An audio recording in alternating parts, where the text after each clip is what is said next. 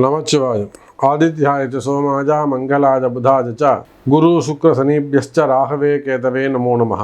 இல்லாமல்ல ஆதித்யாதி நவகிரகங்களை வணங்கி என்னுடைய குருநாதரையும் என்னுடைய உபாசனை தேவதை அன்னை வாராகி அம்பாளுடைய மலரடிகளையும் பணிந்து உலகம் முழுவதும் வாழக்கூடிய வாராகி டிவி நேயர்கள் அனைவருக்கும் தமிழ் புத்தாண்டு வாழ்த்துக்கள். புது வருஷம் பிறக்குது, தமிழ் வருஷம் பிறக்குது. இந்த வருஷத்துக்கு பேர் என்ன தெரியுமா? பராபவ வருடம். பராபவ வருடம் சிறப்பாக இருக்கும் போது இந்த வருஷத்தை உச்சரிக்கும் போதே பராபவ வருடம் அப்படின்னு தான் சொல்லணும். ஒரு ஒரு வசத்தையாக ஏற்றி ஒரு உயர்வு வந்து அதுக்கப்புறம் சமநிலையை அடையுது. இந்த வருஷம் எல்லாருக்கும் சுபிக்ஷமாக இருக்க போது. நம்ம மற்ற எந்த வருஷப்பிறப்புக்கும் இல்லாத ஒரு சிறப்பு நம்ம தமிழ் புத்தாண்டுக்கு உண்டு. இது வருஷ பிறப்புனா அப்போ 2025, 26, 27, 28, 11 அது common world wide common English calendar, அவ்வளோதான். அது ஒரு வரலாற்று சுவடு, ஒரு ஹிஸ்ட்ரிக்காக 25, 26 யுத்தம் நடந்தது, 25 இது நடந்தது, நம்ம அப்படி 26 தேர்தல் நடந்தது, இது மாதிரி நம்ம சொல்லிக்கலாம்.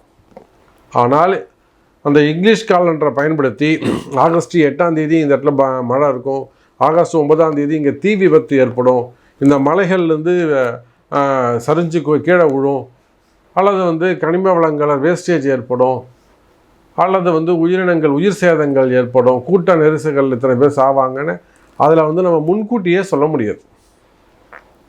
சரி, தமிழ் வருஷப்பழம் நீங்கள் சொல்ல முடியுமான்னு கேட்டால் அடித்து சொல்ல முடியும். என்னைக்கு சஷ்டி, என்னைக்கு அஷ்டமி, என்னைக்கு நவமி, என்னைக்கு மரண யோகம், என்னைக்கு சித்த யோகம், என்னைக்கு அமிர்த யோகம், என்னைக்கு நாள் நல்லா இருக்குது, என்னைக்கு மழை பெய்யும், என்னைக்கு வெயில் அடிக்கும், என்னைக்கு விவசாயம் நல்லா இருக்கும், எந்த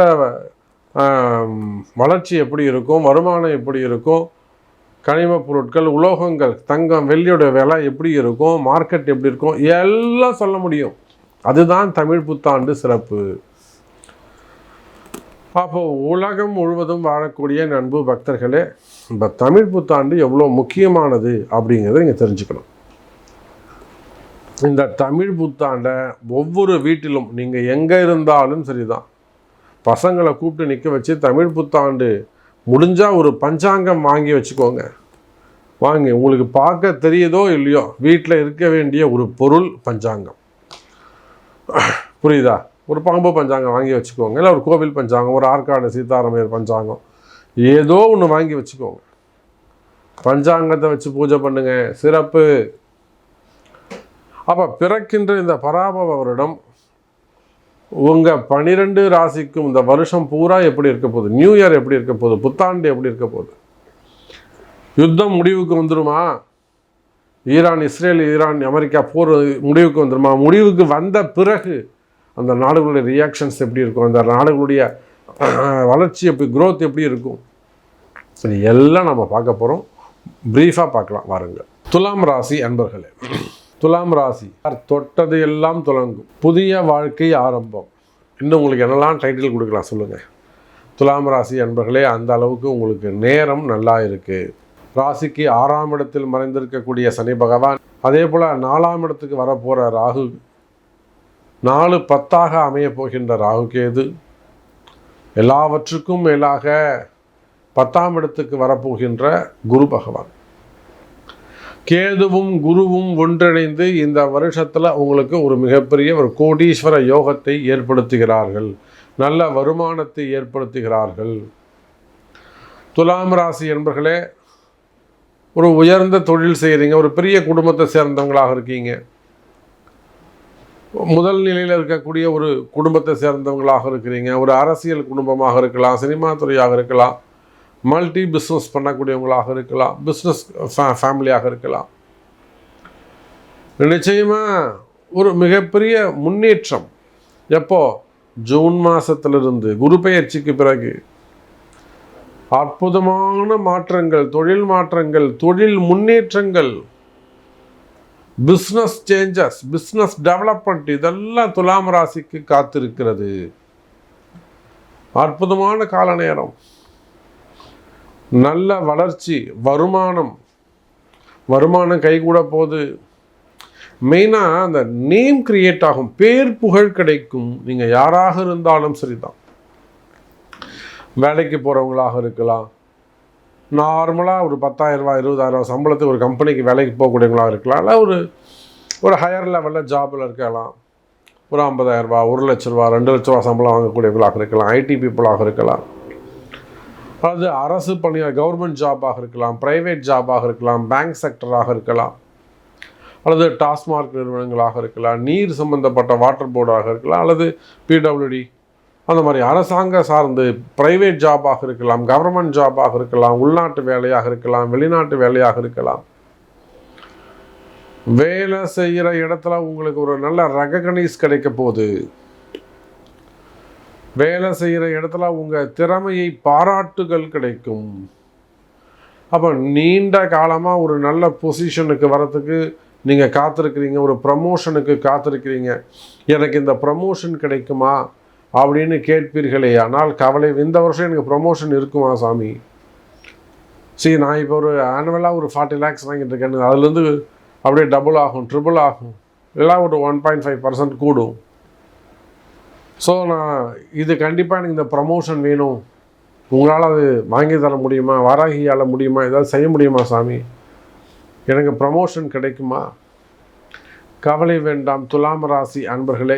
இந்த தமிழ் வருடம், பிறந்திருக்க தமிழ் வருடம் துலாம் ராசிக்கு சிறப்பாக உள்ளது, ஃபேவரபுளாக இருக்குது, நல்லது நடக்கக்கூடிய ஒரு அற்புதமான வருஷமாக இந்த வருஷம் துலாம் ராசிக்கு தான் சிறப்பாக இருக்குது. அப்போது பேர் புகழ் கூடும், வளர்ச்சி இருக்கும், நல்ல முன்னேற்றங்கள் இருக்கும். இன்னும் சொல்லப்போனால் துலாம் ராசி அன்பர்களே, வேலை வாய்ப்புகள் அதிகரிக்கும், வேலையில் நல்ல முன்னேற்றங்கள் இருக்கும். ஒரு ஐஏஎஸ் அதிகாரிகளாக இருக்கலாம், ஐபிஎஸ் அதிகாரிகளாக இருக்கலாம், சேர்மேன்ஸாக இருக்கலாம்,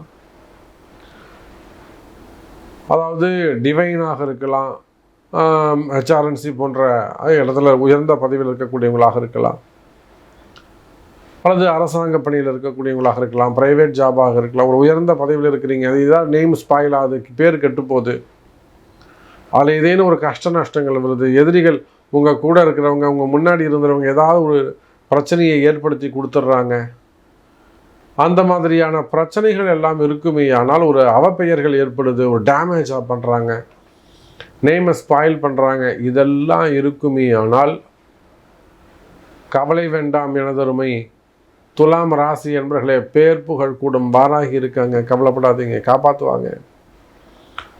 அதே போல் வேலையில் முன்னேற்றம், ஸ்திரமான ஜாப் எனக்கு இப்போ போகுமோ, நாளைக்கு போகுமோ, இன்றைக்கி போகுமோ, ஜாபில் ஒரு பயமாகவே இருந்துட்டு வருது, வேலை பயமாகவே இருந்துக்கிட்டு இருக்குது, இந்த வேலை நீட்டிச்சு நிற்குமா, இந்த மாதிரியான கவலைகள் எல்லாம், ஜாப் சேஞ்ச் பண்ணலாமா, விலகி போனால் வேலை கிடைக்குமா, வேறு வேலைக்கு நம்ம மாறலாமா, இந்த மாதிரியான கவலைகள் எல்லாம் இருக்குமே. ஆனால் எல்லாமே உங்களுக்கு ஃபேவரபுளாக இருக்கும், நல்லது நடக்கும்.